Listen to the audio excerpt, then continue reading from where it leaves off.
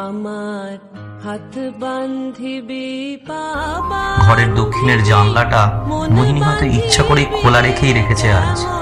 চারিদিকে ভরে গেছে জুঁই ফুল আর মাটির সোঁদা গন্ধে। জানলা দিয়ে এলোমেলো হাওয়া ঢুকে ওলট পালট করে দিয়ে যাচ্ছে অনেক কিছু।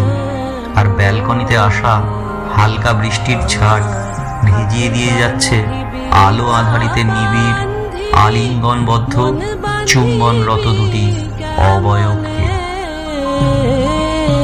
আমার চোখ বান্ধিবি মুখ। নমস্কার, আমি অনিন্দিতা বন্দ্যোপাধ্যায়। আমার পৈতৃক বাড়ি বেলঘরিয়াতে।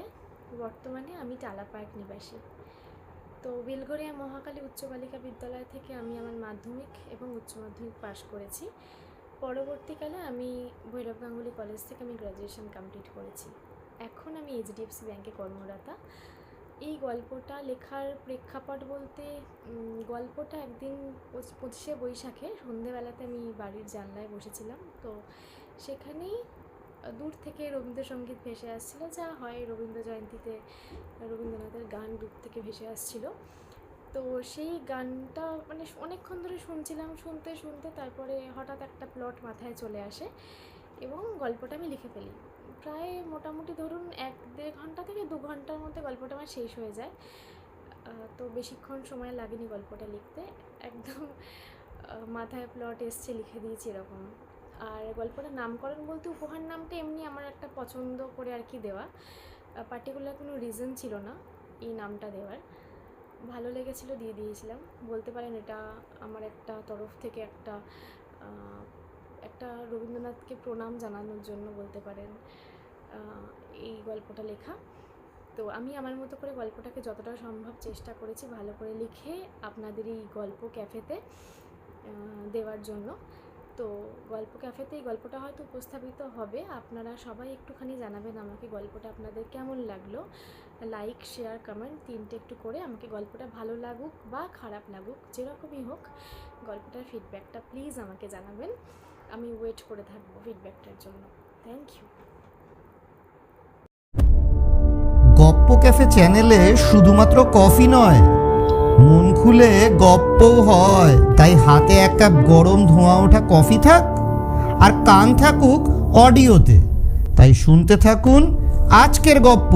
শ্রীমতী অনিন্দিতা বন্দ্যোপাধ্যায়ের লেখা গল্প উপহার, শুধুমাত্র গপ্প ক্যাফে চ্যানেলে।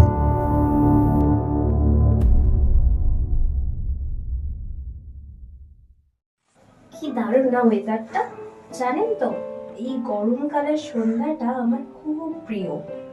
সারা দিনের কাজের পর যখন বাড়ি ফিরে ক্লান্ত শরীরে ব্যালকনিতে এসে দাঁড়াই, তখন এই জুঁই ফুলের গন্ধটা আমার সারা শরীর জুড়ে কেমন যেন একটা মাদকতা এনে দেয়।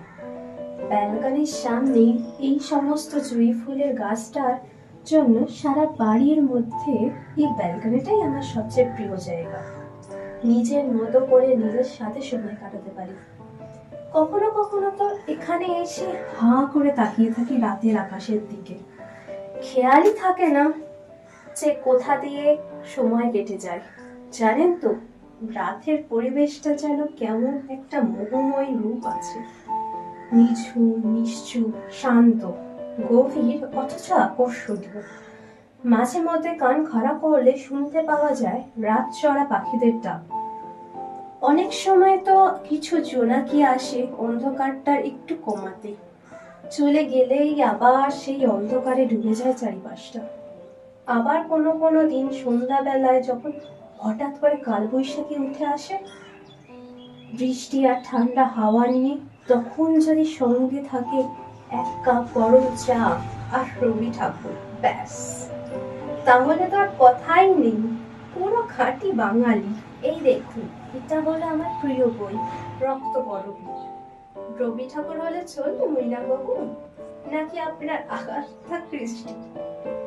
সে আপনি যাই বলুন, আমার কাছে বিশ্বকবির কোনো বিকল্প নেই। একে ব্যাচেলার, তার উপর মেয়ে, ভালো লাগা, খারাপ লাগা, সুখ দুঃখ, আনন্দ, বেদনা বা একাকিত্ব, রবি ঠাকুর আমার সব সময় সঙ্গী।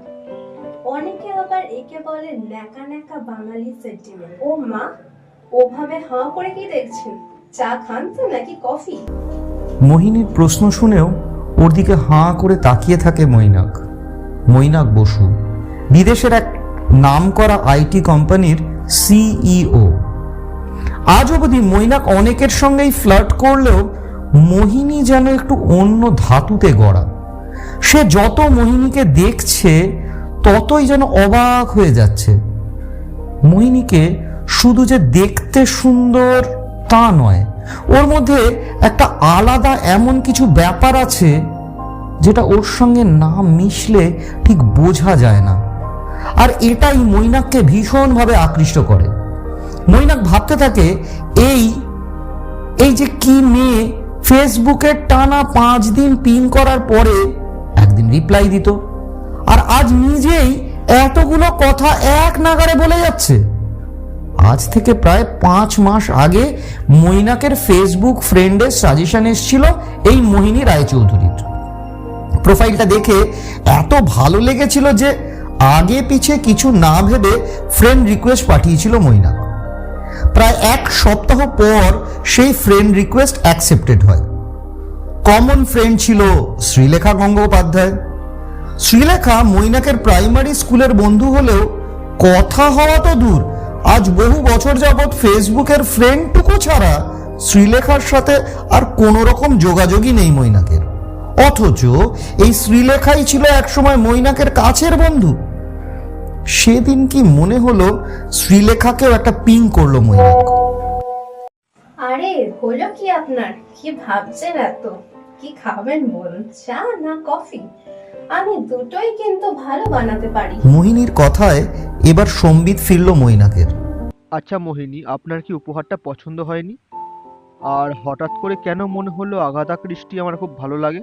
যদি তা না হতো তাহলে কি আপনি আগাথা ক্রিস্টির বই নিয়ে আসতেন আজকে? আমাকে অন্তত একবার জিজ্ঞেস করতেন। যদিও আমি সব রকমের বই পড়ি, সে আগাথা ক্রিস্টি হোক বা রবীন্দ্রনাথ, বই মাত্রই আমার প্রিয়। আর যদি সেটা হয় জন্মদিনের উপহার, তাহলে তো আর কথাই নেই, আনন্দটা দ্বিগুণ হয়ে যায়। তবে যাই বলুন, আপনার পছন্দের তারিফ করতে হয় মৈনাক বাবু। আজ অব্দি মোহিনী রায়চৌধুরী জন্মদিনে অনেক রকমের উপহার পেয়েছে, অনেক দামি দামি উপহারও, কিন্তু উপহার স্বরূপ বই হাতে গোনা কজনের কাছ থেকেই পেয়েছি। তাই এই উপহারটা একটু স্পেশাল আমার কাছে। বাই দ্য ওয়ে, আপনি কি তাহলে পাকাপাকি ভাবে দেশে থাকার সিদ্ধান্ত নিলেন? হ্যাঁ, এখনো অবধি সেই ইচ্ছাই আছে। আপাতত আমাকে 1 কাপ চা দাও দেখি। দেখা যাক তুমি কতটা খাঁটি বাঙালি। দেখো, আমি তোমাকে তুমি বলে ফেললাম। মৈনাকের মুখে তুমি শুনে মোহিনী হেসে ফেলল। আজ অবধি তার হাতের চা যে কজন খেয়েছে প্রত্যেককেই বলেছে সে নাকি খুব ভালো চা বানায়। দেখা যাক ইনি কি বলেন। মৈনাক ভাবতে থাকে আজ থেকে প্রায় 2 মাস আগে যখন সে বিদেশ থেকে ফিরে এসে কলকাতায় পাকাপাকিভাবে সেটেল করবে ভাবছিল, তখন সবাই অবাক হয়েছিল তার সিদ্ধান্ত শুনে, অনেকে বারণও করেছিল। পরে মোহিনীকে কথা বলাতে মোহিনী বেশ খুশি হয়েছিল। বলেছিল বাঙালিদের নাকি শেকড় থাকে কলকাতায়, সে যেখানেই যাক না কেন ফিরে তাকে একদিন আসতেই হবে।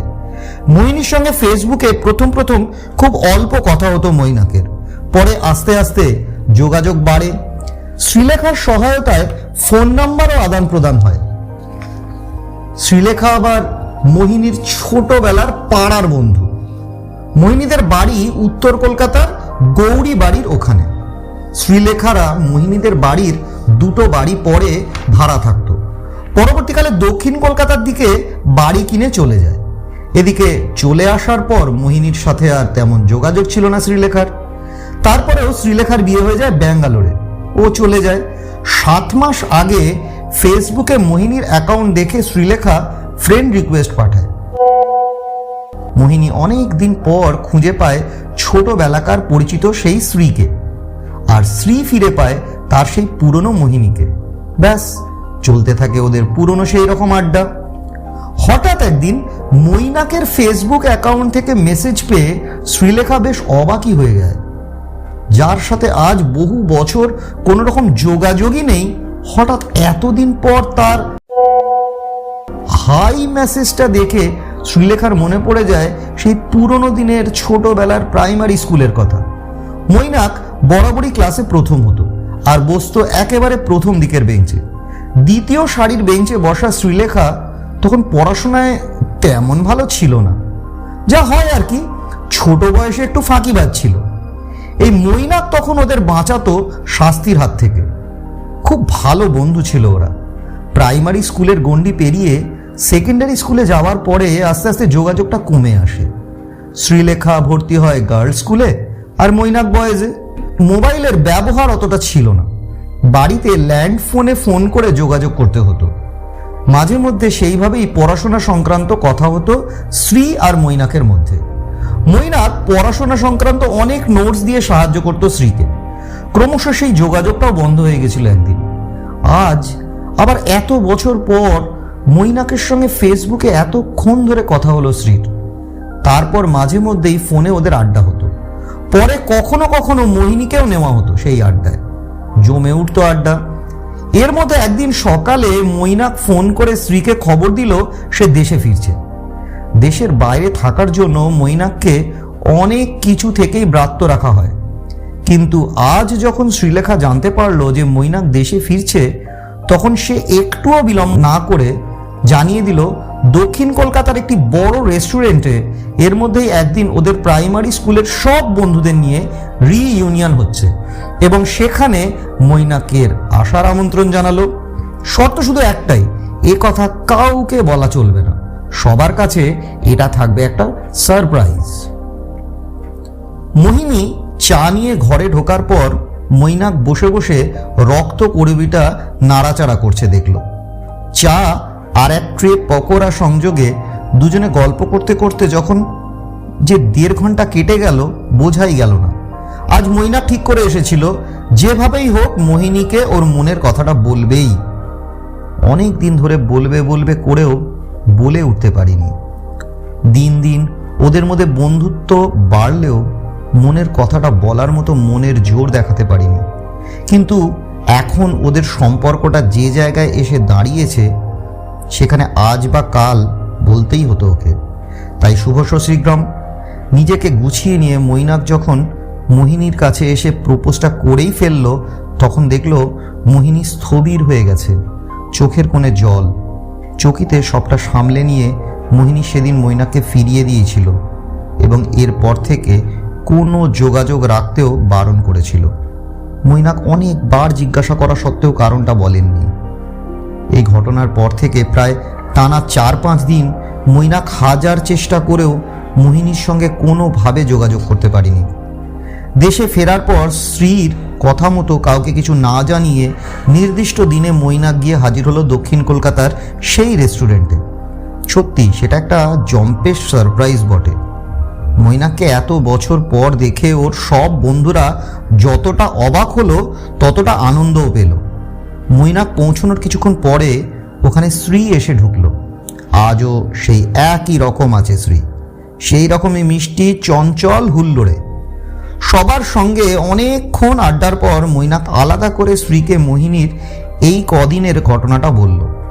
এর মধ্যে মোহিনীর সঙ্গে কথা হয়নি ঠিকই, তবে মৈনাকের মুখে মোহিনীর ব্যাপারটা সব কথা শুনে শ্রী একটু অবাক হয়ে গেল। মোহিনী সম্পর্কে যা জানতো তা সে মৈনাককে আগেই জানিয়েছিল। এটা ঠিক যে মাঝের কতগুলো বছর তার সঙ্গে মৈনাক বা মোহিনীর কোনো রকম যোগাযোগ না থাকায় তাদের মাঝের এতগুলো বছরের সম্পর্ক তেমন কিছু সে জানে না। কিন্তু কি হবে সবার অতীতের সম্পর্কে অত খোঁজ নিয়ে? সবাই যে ভালো আছে এটাই তো বড় কথা। আজ প্রায় 4 বছর হলো মোহিনী বালিগঞ্জে এই বাড়িটা কিনেছে।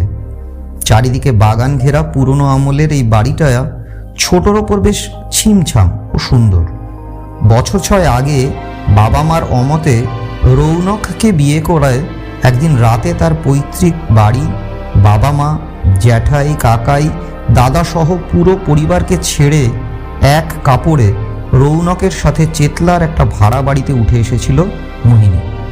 কলকাতায় রৌনকের কেউ থাকে না, বাপ মা মরা এই ছেলেটার যে দু একজন আত্মীয় স্বজন আছে সবাই থাকে লখনৌয়ে। কলকাতায় রৌনক থাকতো তালতলার একটি বাড়িতে ভাড়া হিসাবে। মোহিনীকে বিয়ের আগে সে ওখানে একটা ছোট কামরার ঘর ছেড়ে চেতলার তুলনামূলক বড় 2 কামরার ঘর ভাড়া নেয়। মোহিনীর সঙ্গে প্রায় 1 বছর ঘর করার পর রৌনক একদিন আচমকাই যেভাবে মোহিনীর জীবনে এসেছিল ঠিক সেইভাবেই মোহিনীর জীবন থেকে উধাও হয়ে যায়, হারিয়ে যায়। মোহিনীকে চেতলার ওই ভাড়া বাড়িতে একা ফেলে রেখে। মোহিনী তখন 2 মাসের অন্তঃসত্ত্বা। গোটা একটা দিন আশেপাশে খোঁজাখুঁজি করেও অপেক্ষা করেও রৌনক ফিরছিল না দেখে পরের দিন মোহিনী যখন লোকাল থানায় গিয়ে ডায়েরি করে তখন তার অবস্থা শোচনীয়। মানসিকভাবে সে যতটা বিধ্বস্ত, শারীরিকভাবেও ততটাই কাহিল। এরপর পুলিশের তরফ থেকে অনেক দিন ধরে খোঁজাখুঁজি চলে, কিন্তু কোথাও রৌনককে খুঁজে পাওয়া যায় না। এমনকি রৌনক বেঁচে আছে না মরে গেছে সে খবরটা পর্যন্ত জানা যায়নি। একটা সময় পর মোহিনী হাল ছেড়ে দেয়। ইতিমধ্যে নষ্ট হয়ে গেছে তার পেটেরটাও। একমাত্র সুজন মৈত্র, তার বাড়িওয়ালা, জানেন এই কথা। তিনি খুব অমায়িক মানুষ। মোহিনীর ওই বিপদের সময় সব সময় পাশে থেকেছিলেন। এরপর এক সময় তিনি মোহিনীকে নিজের পরিবারের কাছে ফিরে যাওয়ার পরামর্শও দেন। পৈতৃক বাড়িতে ফিরে মোহিনী জানতে পারে তার মা, যিনি ছিলেন তার প্রেরণা, সব রকম পরিস্থিতিতে পাশে থেকে লড়াই করার শক্তি দিতেন, তিনি মেয়ের শোকে গত হয়েছেন।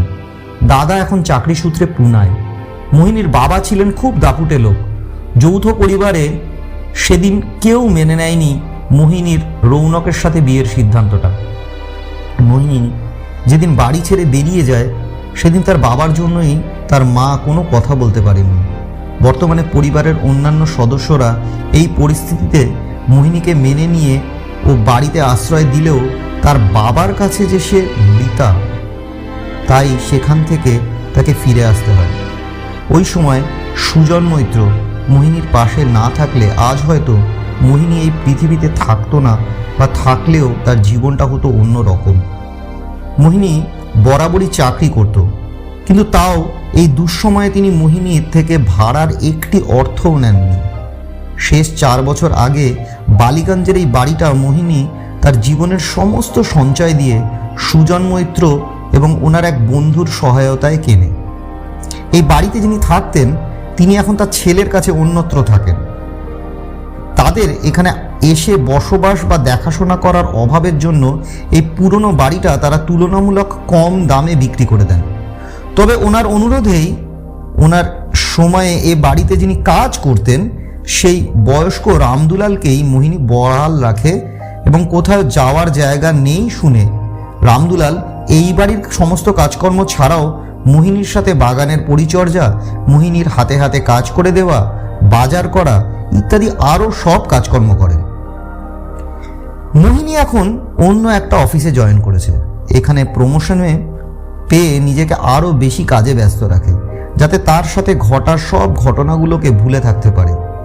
কিন্তু ওই সমস্ত ঘটনার পর থেকেও ও আরও কারোর সাথে জীবনে নিয়ে আসার কথা ভাবতেও পারে না। জীবনে একবারই রৌনক ভালোবেসেছিল, তারপর কোনোদিন আর কেউ ওর জীবনে আসেনি, বলা ভালো আসতে দেয়নি। মৈনাকের সঙ্গে দেখা করার পর যে কি হলো কে জানে, সব যেন ওলট পালট হয়ে গেল। মৈনাককে ওর বিশ্বাস করতে ইচ্ছা করলো, হয়তো ভালোও বেসে ফেলেছে মৈনাককে। মৈনাকও অনেকবার বলেছে ভালোবাসি। ও দেখেছে মৈনাকের চোখে ওর জন্য ভালোবাসা, কিন্তু কোথাও যেন ভয় হয়, হারিয়ে ফেলার ভয়। আবার যদি মৈনাকও ছেড়ে চলে যায়।